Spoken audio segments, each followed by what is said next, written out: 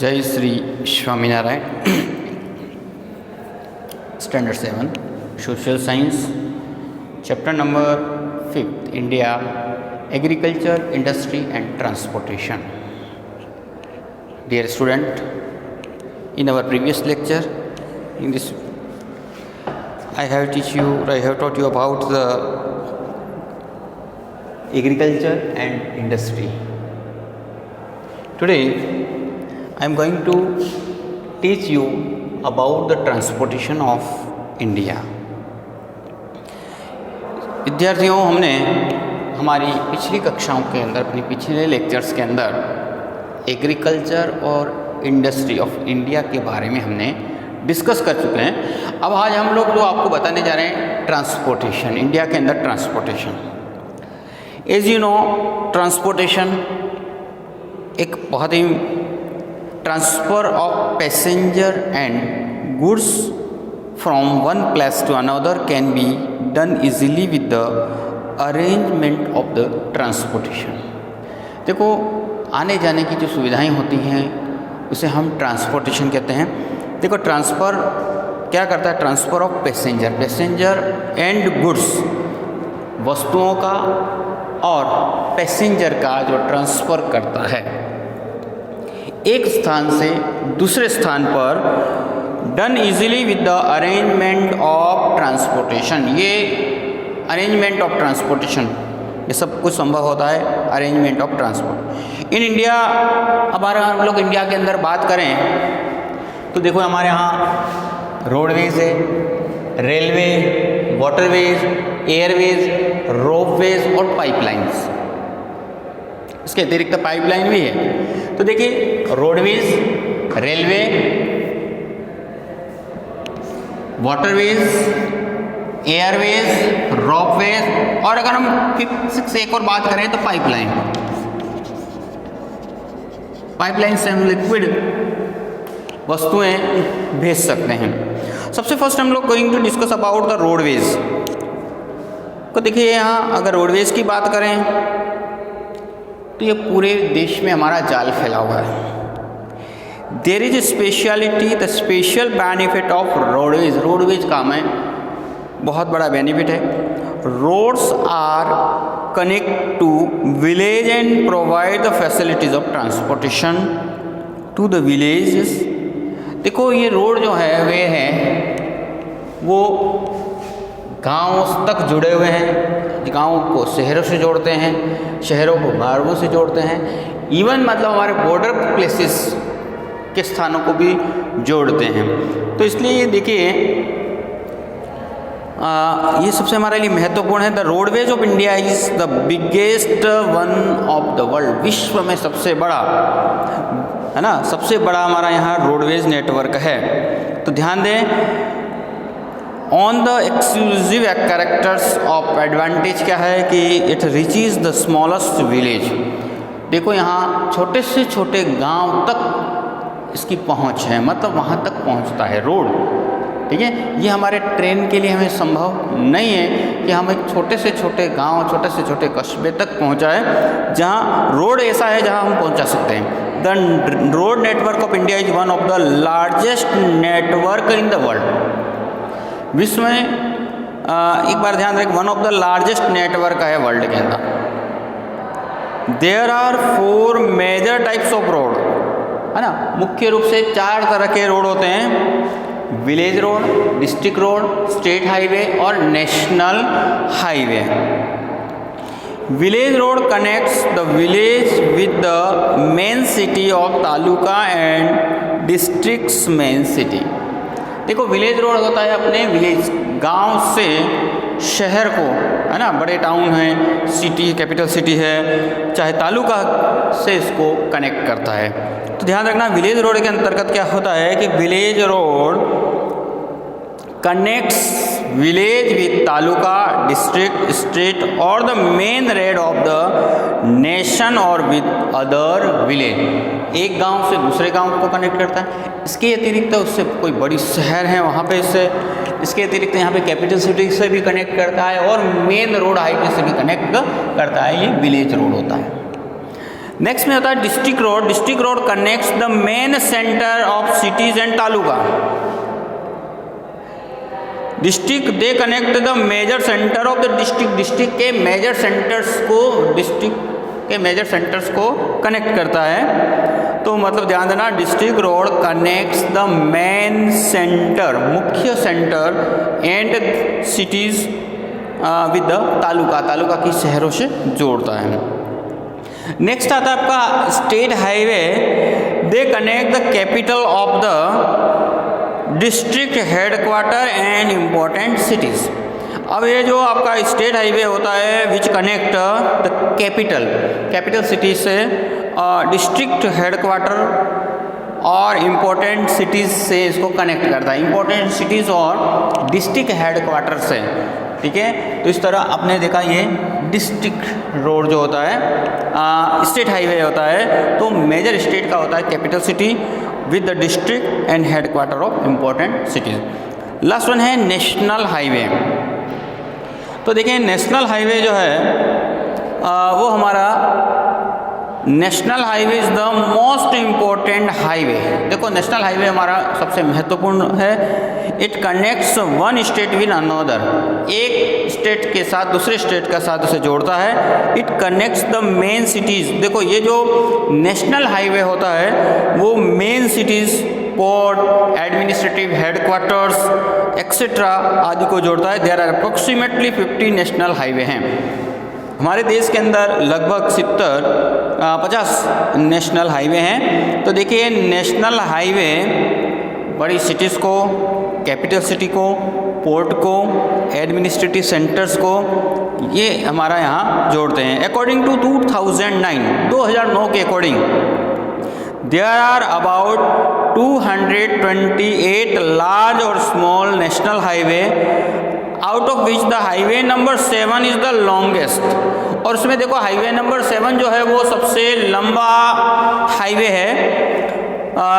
Extend it from Varanasi to Kanyakumari, जो वाराणसी से कन्याकुमारी तक पहुंचता है। और national highway number 35, national highway number 35 है। It is the shortest highway, सबसे छोटा हाईवे है। It connects Kolkata to Bangaon in the city near the Bangladesh. तो इस तरीके से आपने देखा। इसके अतिरिक्त देखिए गार्डन क्वार्टर जो चारों है ना, चतुर्भुजी योजना जो है जिसमें 4 मेजर हमारे मेट्रोपॉलिटन सिटीज़ मुंबई, चेन्नई, कोलकाता और दिल्ली से कनेक्ट करता है। ठीक है, तो golden quadrilateral is under construction of India. It will join the metropolitan cities like Mumbai, Delhi, Kolkata और Chennai. Its length would be, इसकी लेंथ होगी कम से कम 5846 kilometre. There would not be any railway crossing but 75 overbridge would be constructed. Now इस तरह आपने roadways के बारे में बताया। देखिए हमारे यहाँ सबसे बड़ा नेटवर्क इंडिया, वर्ल्ड का सबसे बड़ा नेटवर्क है वो हमारा इंडिया के अंदर है। सबसे बड़ी इसकी विशेषता है एक it connect with small to small, सबसे छोटे से छोटे विलेज को भी कनेक्ट करता है। अब ना इसके बाद में हम रेलवे की बात करें तो देखो railway is very important mode of transportation का एक महत्वपूर्ण मोड है। Many people travel together to same time, एक ही समय में बहुत सारी संख्या में लोग है ना एक साथ ट्रैवलिंग कर सकते हैं। Goods in the bulk quantity can be transported together, और एक अच्छी मात्रा में वस्तुओं को आदान प्रदान किया जाता है। The travelling has become faster now instead the coal engine, diesel engine and electricity engine are use. अब देखो पहले हमारे पहले समय के अंदर कोल का यूज़ करते थे इंडस्ट्री के अंदर, लेकिन अब धीरे धीरे इलेक्ट्रिक और डीजल के आ जाने की वजह से यहाँ बहुत ही फास्टर हो गया। There are a metro train है दिल्ली, कोलकाता और अहमदाबाद में भी शुरू हो चुकी है। तो दिल्ली, अहमदाबाद और कोलकाता में मेट्रो ट्रेन हैं। अब आता है यहाँ वाटरवेज। देखिए वाटरवेज वेरी मतलब जिसके लिए हमें कॉमर्शियल मार्केट में वाटरवेज आर द इम्पोर्टेंट और इनएक्सपेंसिव, सस्ता होता है ना, सबसे सस्ता होता है mode of transportation. Commercial market waterways are waterways होते हैं are the most important inexpensive mode of transportation from the ports. Business is carried out with the other countries, एक कंट्री से दूसरे कंट्री में किया जाता है। It is be done in India, India के अंदर भी देखिए यहाँ गंगा और Brahmaputra are perennial river to small steamers and boats are use to transport passenger and goods. देखिए यहाँ पर से ध्यान देना कि जो वाटरवेज है यहाँ दो तरह के, तो इंटरनेशनल वाटरवेज जिसका वर्क जो है एक कंट्री से दूसरे कंट्री, है ना, जो हम लोग व्यापार करते हैं, बड़े बड़े शिप्स होते हैं पोर्ट के माध्यम से, जैसे हमारा मुंबई, मंगलुरु, विशाखापट्टनम, है ना, इसके द्वारा कोची, ऐसे कई हमारे पोर्ट्स इंटरनेशनल जहाँ व्यापार होता है, बिजनेस होता है। एक होता है इंटरनल का एक्सटर्नल होते हैं। ये जो पोर्ट्स होते हैं वो एक्सटर्नल की बात कही आपको, विशाखापट्टनम वगैरह जो भी यहाँ है।